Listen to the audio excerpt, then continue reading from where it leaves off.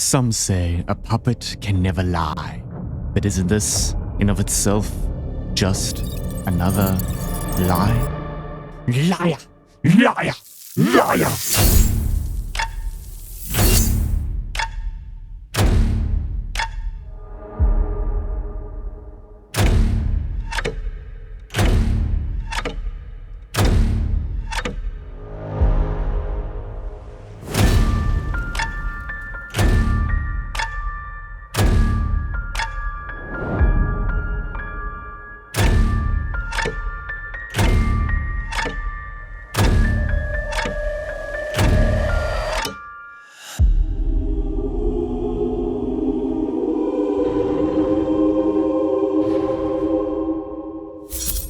Now you've all heard of the lies of Pinocchio, potentially the greatest Souls-like to ever exist, set in the beautiful city of Krat.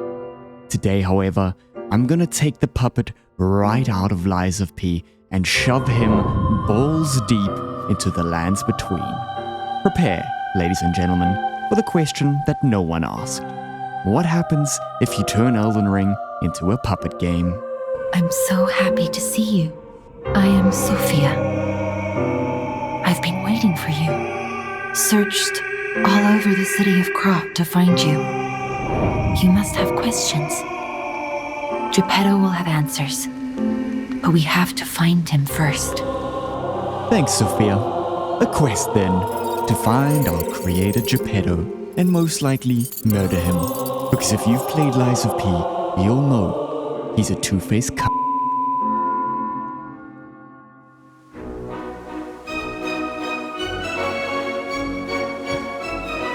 Okay, first things first.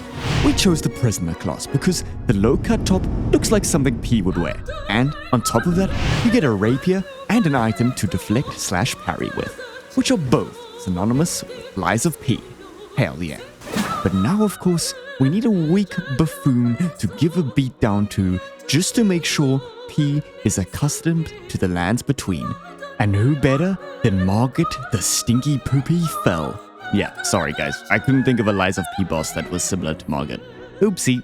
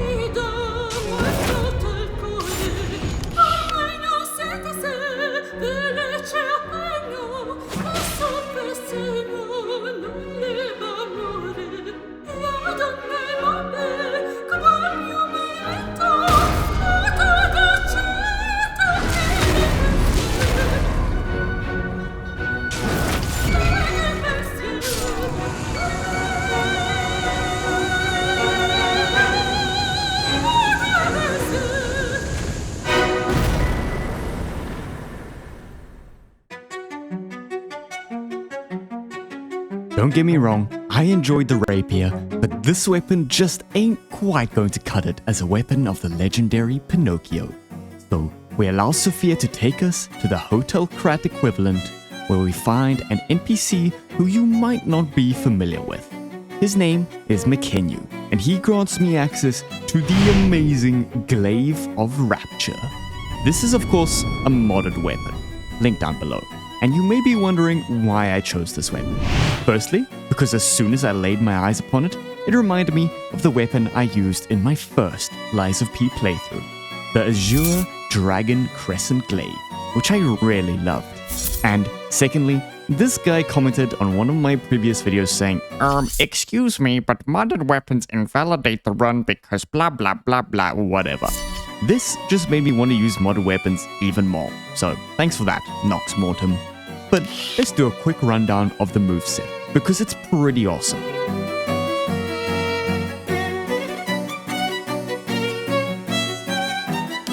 Some nice standard R1 swings, which are pretty fast for such a massive weapon.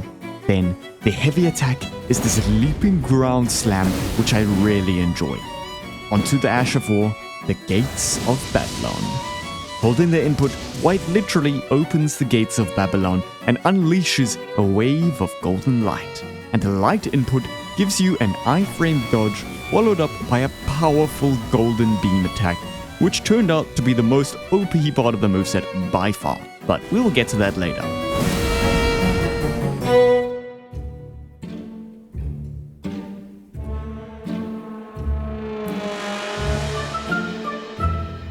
Now that we have our weapon of choice, how about some armor? And dear God, of course, the only armor that made sense for a puppet to wear was the one that was locked behind a double NPC quest that has you voyaging to Narnia and back, not to mention stopping off at Neverland along the way. What I'm trying to say is that this quest is long, guys. First, we take the Dectus lift so we can rest in Altus Plateau to activate the Radahn Festival. Then, double back to Limgrave where we can find a most dubious NPC indeed, at the Waypoint Ruined Cellar, Sorceress Selen.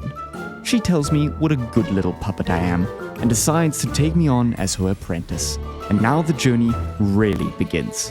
Back to Altus we go, where we take the greatest detour to ever exist, from Seathwater River to Seathwater Terminus, and then all the way right next to where we started at the Prime Val Sorcerer, Asia.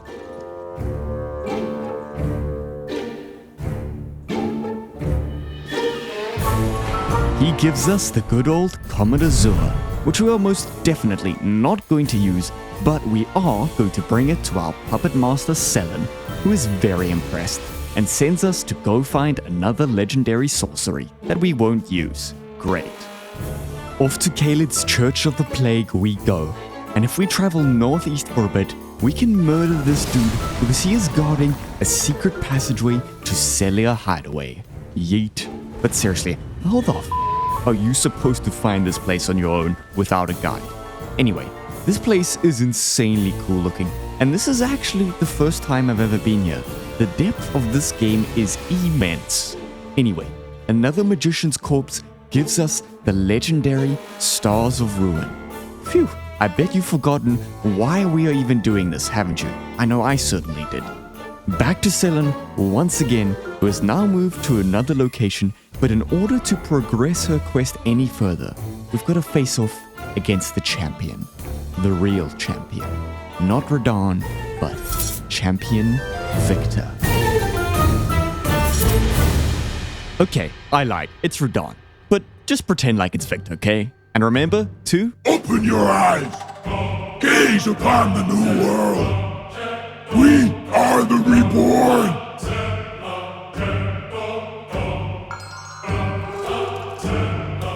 Fight to the followers of the truth!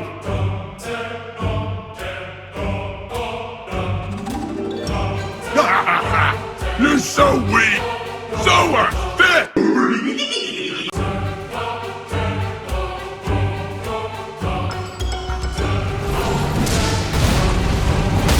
It's not over yet! I am the chosen one! The new world belongs to us! Humanity must be born again! It's their duty and their fate! This is the power of the reborn! I am the pinnacle of life!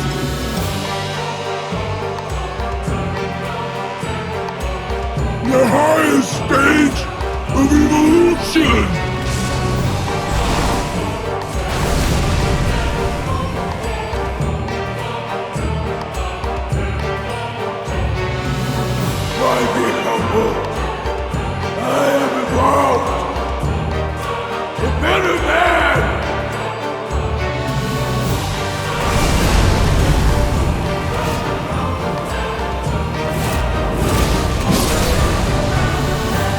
Arm of God, I dedicate this victory to you!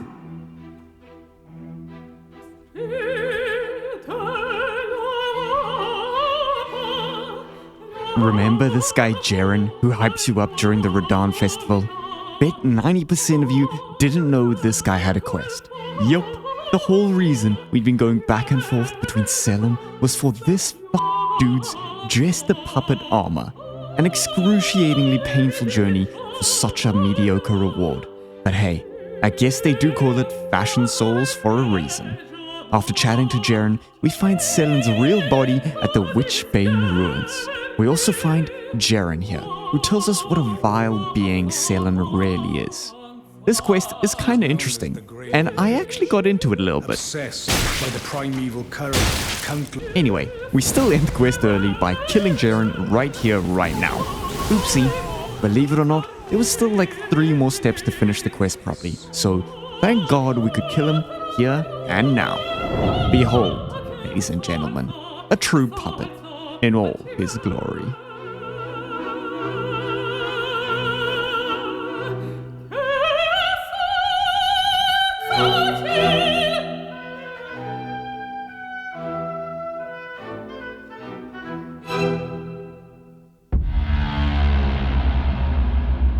Despite achieving puppethood with my glaive and eccentric armor, there was still one particular item I needed to truly transform myself into a Lies of P puppet. But it's unfortunately locked behind the DLC, so that means I have to defeat fallen Archbishop Andreus to gain access. I initially struggled to equate Mohg to a Lies of P boss, but the similarities between Mohg and the Archbishop are actually pretty insane. They both had more potential, but were blinded by greed. They both have a creepy, raspy voice. They also both wield a trident as their weapon of choice. And not to mention, they both sprout wings in their second phase. Honestly, it was almost too perfect. So, behold, my puppets, the fallen Archbishop Mohg upon his dynastic throne. I'm a one-winged angel. Only I sense the presence of God.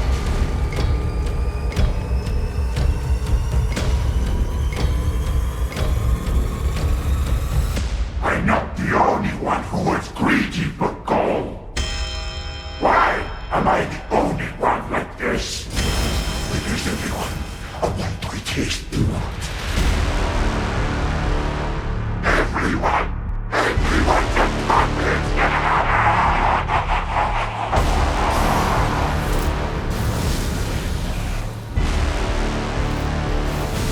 I trust you all my God.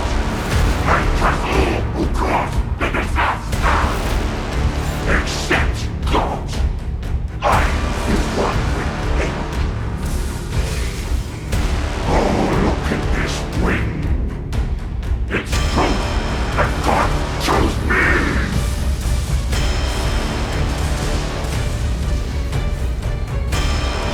Gold will be our grave.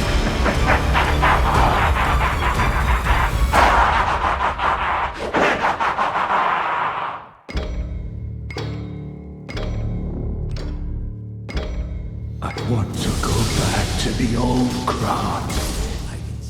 The old me. Before the greed overtook me. Like cutting through silk.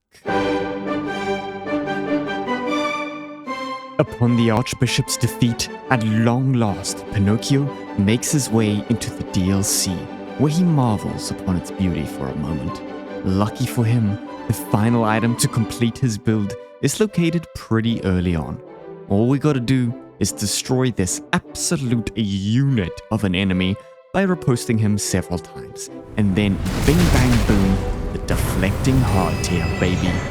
This crystal tier mimics the parry system that both Sekiro and Lies of P possess, but I must say it's a lot more satisfying to do in those games. Nevertheless, at long last, Pinocchio has finally reached his maximum potential. I'm a real boy.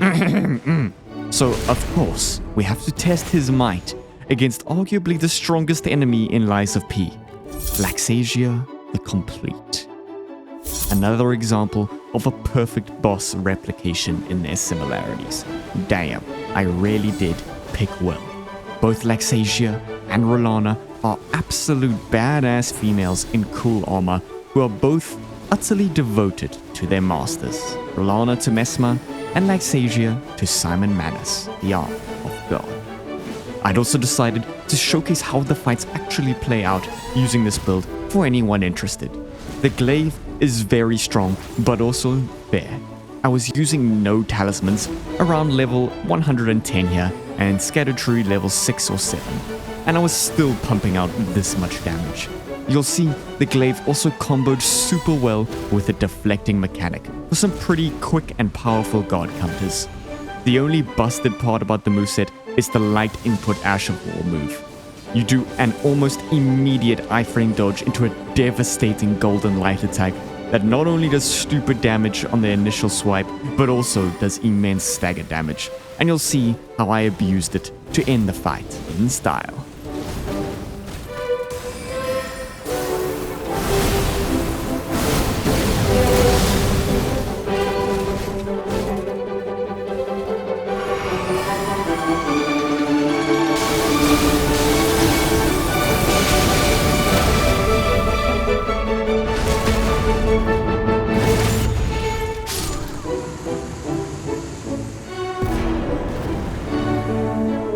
Behold this skin!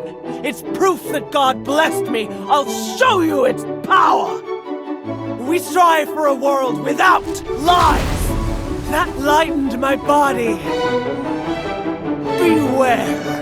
I am reborn! I am Laxasia, and I am whole! I, Laxasia, will hatch from the egg and fly to God! Worship Sermanes. The arm of God will awaken soon.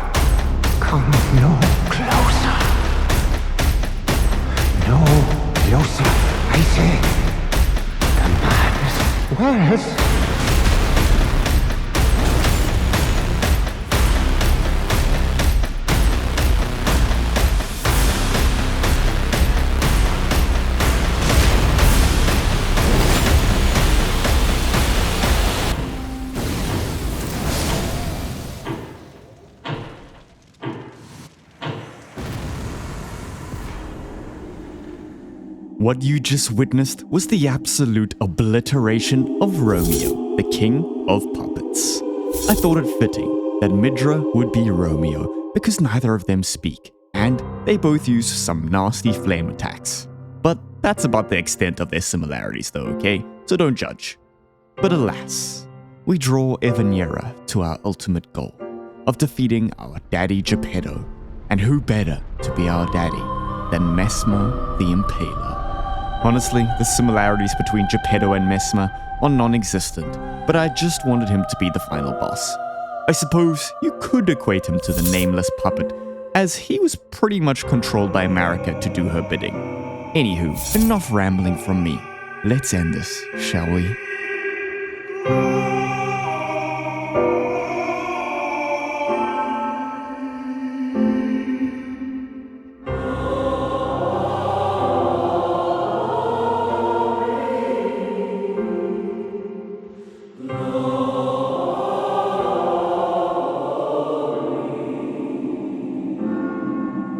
I never bound you to the Grand Covenant like the other puppets because of Carlo's memories within you. Your freedom is not for you, but for Carlo. I knew you had gone astray, you troublesome little puppet. If you can't find those memories, I'll make you into a real human myself.